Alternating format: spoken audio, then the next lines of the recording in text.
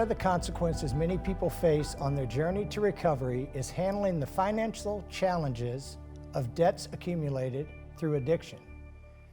Joe Keene, a peer recovery specialist and Carroll County Drug Court graduate, is here to tell us more.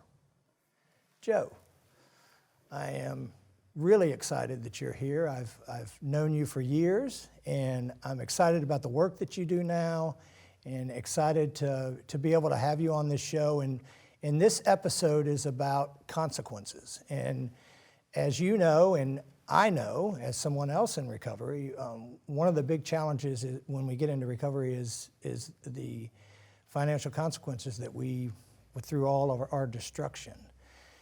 Can you tell us a little bit about some of the stuff that you had to go through to start to rebuild your life when you got into recovery? Yeah, well, to start off, I had no credit to begin with because, I remember my first apartment, I wasn't sure where to get a money order, let alone was it high up on my priority list. I thought, what was the worst thing you're gonna do? Turn my electric off? Which they did, but I just didn't pay bills. I got bills and I was like, they're not gonna come after me for it. They're not gonna lock me up for it. It's not really gonna impede anything I'm doing because I had other priorities. And through that, and then after years of addiction, I remember other people telling me that they got credit card offers in the mail. Like, oh yeah, I got an offer for such and such credit. I would never get these. So by the time I came around to recovery and sobriety, let alone did I not have bad credit, but I had like zero credit. So when it came to getting a car loan or anything like that, it was like almost near impossible, not to mention the debts I had from parole and probation, from not working for years and having child support pile up, medical bills from injuries sustained while using and drinking, and hospital visits whenever I would, have to check myself in or something like that. There was a substantial amount of debt. I didn't see a tax return for years. Yeah. I feel like I just started getting those. Was the not getting the tax return child support based or other things? Collection debts and child support. And it got to the point where, it had to chip away at it. Even now, still today, because of course, over the course of addiction, it happened over years. I was in addiction for a good long time. Yeah. So not everything happened at the same time. So while I, caught up on everything on one probation case or anything like that, I had multiple probation cases years apart. So because it's funny you mentioned, I do work for the health department now and for the state, and I'll try to file an expense report for like using my own vehicle to go somewhere, and they'll just take it because I actually still owe a debt to parole and probation from way back or something like that. The last one I got was like for $239. It's just like, I didn't even know that existed. Yeah. Because it was a few years ago, I was finally getting tax returns back and actually working a normal job and having steady income. So I had paid into it for a couple years. And then I was like, all right, I squashed all my debt. All my back child support was paid, the medical debts were gone, everything was done. And I was like, where did this come from? And it didn't occur to me that, it just hadn't made it to collections yet or hadn't made it into that yet. So even still today, while other than normal life expenses, but as far as addiction goes, most of those debts are squashed. There's still stuff that pops up from once in a while. Yeah. And it does that.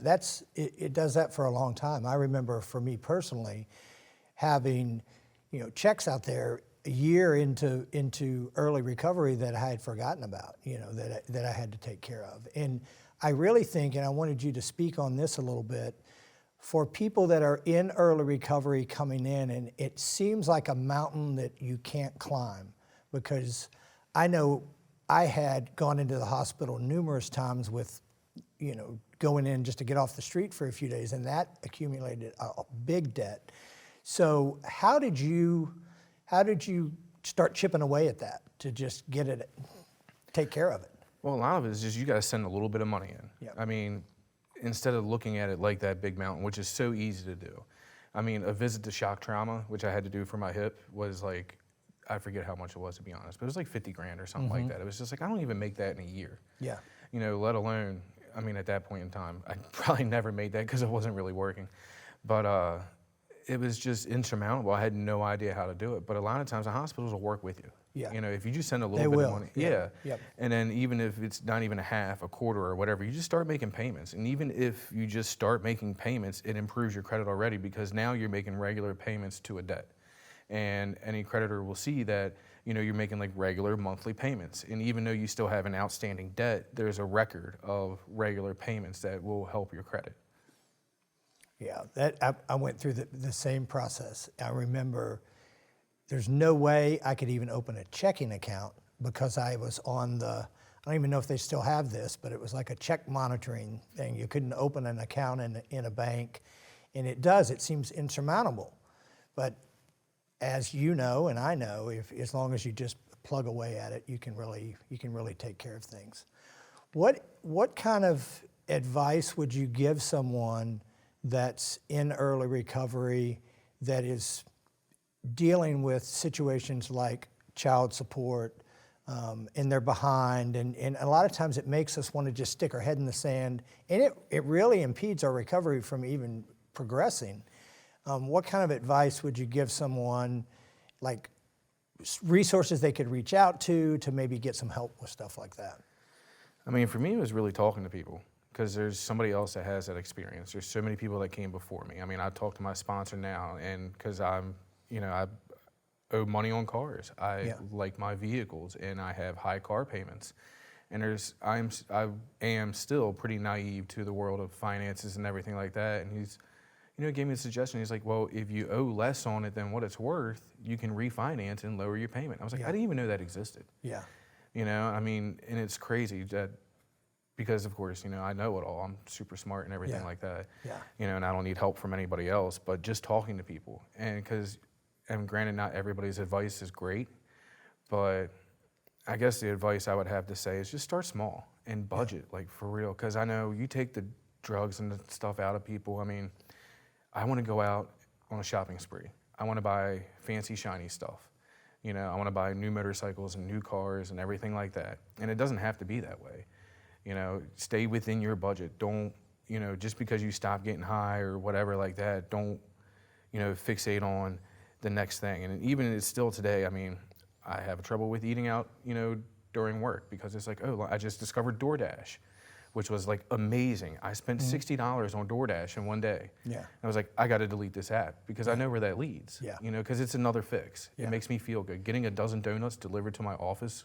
Yeah. It's almost just spending money can be another addiction. Right. Yeah. Because it feels good. Yeah. Well, I really appreciate you coming out. And I know hearing from someone who's been there is sometimes the best way that people listen. And you hit it on the head. If you're in recovery, whatever that recovery looks like, you generally have a network of people that you can talk to that's been there, and that's what we need to do. So thanks, Joe. I really appreciate you coming out. Thanks, Tim. Everyone faces financial challenges at some point in their life. But people who have had years of destructive behavior from addiction really have an uphill battle to recover. The good news is you can.